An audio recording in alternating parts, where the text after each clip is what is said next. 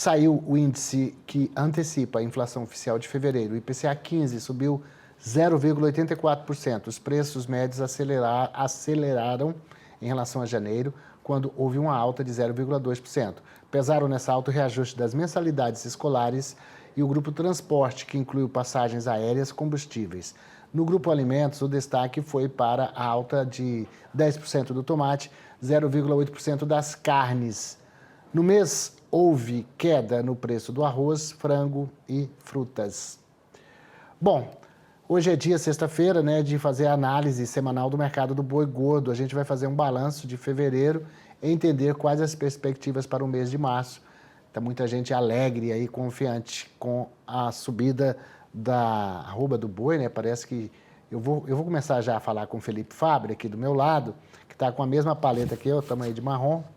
É isso mesmo, Felipe? Você está de marrom aí? Bom dia. Bom dia, Valtero. É isso aí. Hoje estamos aqui na mesma paleta, hein? Gostei.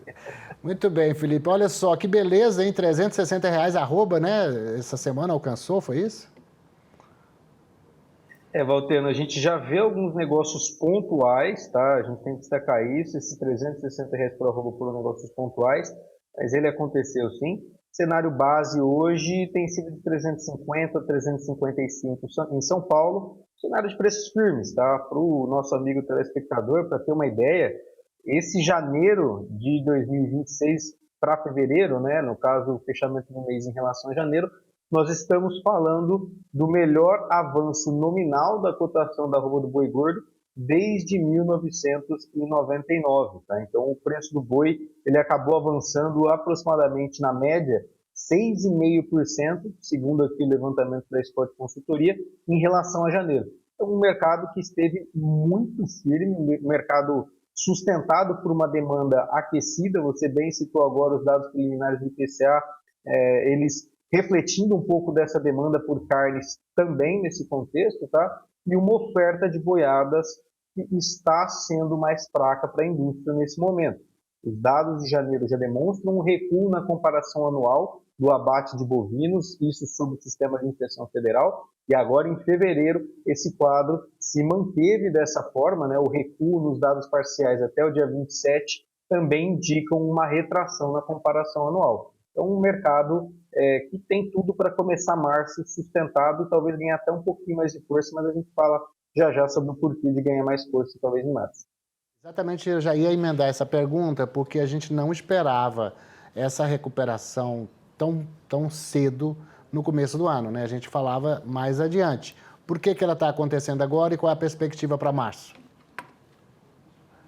Perfeito, Valteno. Eu comentei aqui da questão de oferta, o primeiro pilar, certo? A oferta em janeiro e fevereiro ela está sendo relativamente menor na comparação anual. A demanda, aparentemente, olhando para o mercado doméstico, não sentiu aquela sazonalidade de pressão de consumo, e a gente enxerga que um dos fatores fundamentais para isso teve a ver principalmente com a isenção do imposto de renda para quem recebe até R$ 5.000. Ela injetou mais capital em circulação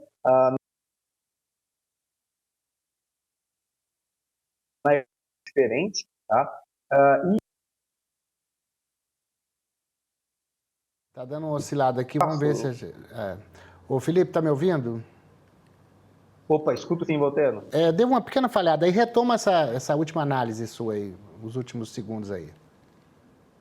Perfeito. E levando em consideração a questão da exportação, a gente não viu ela sentir impacto das posições chinesas, ao contrário, tá? A gente está vendo uma aceleração de demanda internacional nesse momento, tá? Inclusive com a China comprando mais carne bovina brasileira agora em janeiro e fevereiro. Fevereiro já é recorde mensal, mesmo na parcial, então a gente já superou todos os outros fevereiros da história. Então a demanda vem aquecida, a oferta vem mais contida, com o clima colaborando com o pecuarista, e isso tem sustentado os preços. Para março, primeira quinzena do mês, deve ser de sustentação ainda. Mesmo com o avanço da quaresma, tem havido uma mudança estrutural entre as gerações.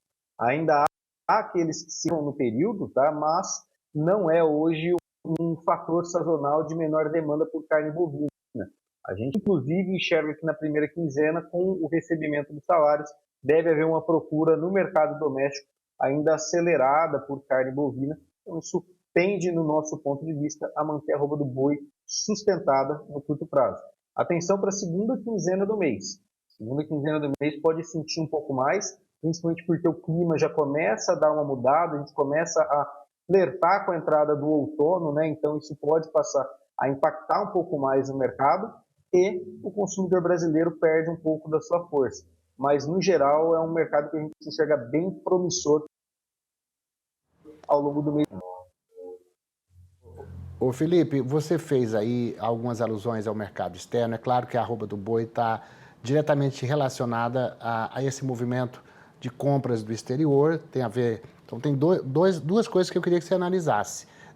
O que pode impactar? Bom, a gente está vendo aí esse volume também de exportações para não pegar a taxação dos 55% lá na frente, né? Então, vamos desocupar logo aqui, porque lá na frente, quando alcançar 1.100.000 toneladas, eu vou ter que pagar mais caro. A segunda coisa é o dólar no preço mais baixo dos últimos tempos. De que forma que isso vai refletir no preço? Esses dois aspectos que eu abordei. Perfeito, Valteno. O primeiro ponto que a gente tem que analisar é muito relevante porque o comportamento de compras da China, ele geralmente se concentra no segundo semestre dentro do calendário anual, tá? Isso as chinesas nesse começo de 2026. Então a gente pode ter uma mudança aonde a China compre mais no primeiro semestre e isso sustente mais o preço da arroba do boi gordo no começo do ano, tá? E no segundo semestre talvez a gente está com um movimento mais flat. Quem sustentar talvez uma potencial alta no segundo semestre, compensando China, seria, primeiro, pensando em mercado internacional, a abertura de outros mercados, tá? É um ponto que a gente está em discussão aí, Coreia do Sul, e principalmente o mercado doméstico. É quando o brasileiro costuma ter mais renda, está mais capaz, consegue ter um ritmo de demanda mais acelerado. Então, a gente pode, esse momento acontecendo dentro do calendário em 2026, isso se a tarifa extra de 55% for mantida, né? A gente tem ainda muito tempo para o mercado chinês dialogar, ver se realmente vai manter o que ele propôs agora no começo do ano. Estados Unidos chegou a propor a tarifa extra e chegou no momento de maior compra do mercado, acabou voltando atrás.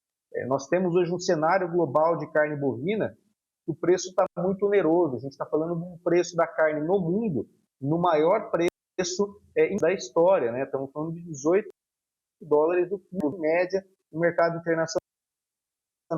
E basicamente para aliviar esses preços maiores. Então, esse é o primeiro ponto a respeito da questão China. Sobre o dólar, tá? Ele influencia negativamente no sentido de que, se a gente não tiver um repasse ao preço da carne, né, em dólares, a tendência é que a margem da indústria diminua e o potencial de repasse ao pecuarista, para manter a arroba do boi gordo em patamares mais elevados, ele também é diminuído, tá? Eu vou fazer uma análise aqui hoje, olhando para esse dólar de 5,20 que nós temos em tela, aproximadamente, e a nossa arroba no mercado internacional. Mesmo com esse dólar de 5,20 e a nossa arroba em reais subindo, e consequentemente a nossa arroba em dólar subindo também, nossa arroba em dólar hoje está girando em torno de 68 dólares. Ela trabalhou em 2025 mais próximo de 55 dólares. A arroba em dólares de outros países fornecedores, ela está ainda no mínimo 5 dólares acima da arroba brasileira.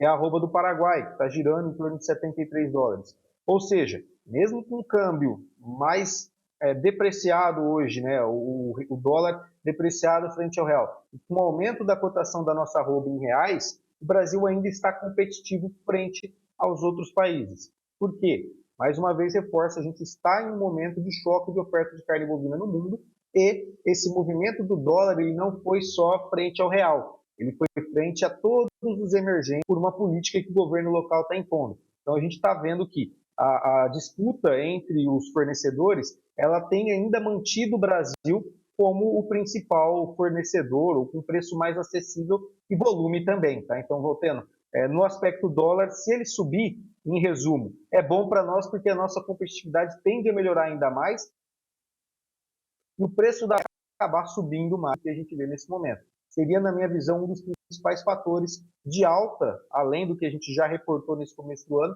para a gente analisar ao longo de 2026. Muito bem, vamos aguardar a chegada aí dos japoneses, que vão olhar também a nossa carne, porque isso pode mudar muito. Eles pagam muito bem, né, pela nossa carne, pela carne no mundo inteiro. Interessa para a gente ampliar a nossa presença no mercado japonês. Felipe, olha, bom fim de semana para você, querido. Um abraço grande para vocês aí da Scott. Eu sei que vocês não fazem jejum na quaresma, comem carne. Então, um bom churrasquinho aí no fim de semana, tá bom? Obrigado, Valtteri. Para mim, excepcionalmente, eu saio de férias segunda, então vai ter bastante churrasco, viu? Ah, é? Quem vai ficar aí? Será que o Alcides vem pessoalmente? O próprio Boi Gordo vem? Não, né? Ah, é provável. A gente consegue escalar ele aqui. Vou conversar com a turma. Tá bom, meninos. Bom negócio para vocês. Bom descanso para vocês. Você merece, Felipe. Um abraço. Um abraço, Valtteri.